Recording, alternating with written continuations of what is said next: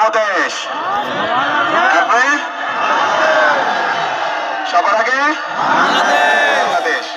করব কাজ সবার আগে বাংলাদেশ। প্রিয় ভাই বোনেরা, আজ আসুন এই নির্বাচনকে শুধু নির্বাচন দেখলে হবে না, এই নির্বাচনকে দেখতে হবে রাইট এবং রঙের দিন হিসাবে, দেশপ্রেমিক এবং দেশ বিরোধীদের দিন হিসাবে।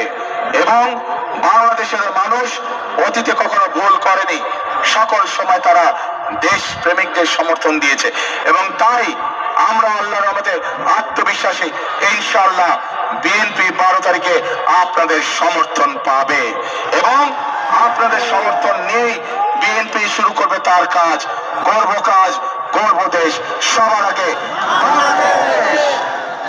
প্রিয় ভাই বোনেরা, যাবার আগে আরেকটি কথা বলে যাই, খাল কাটতে যাবেন কে কে আমার সাথে?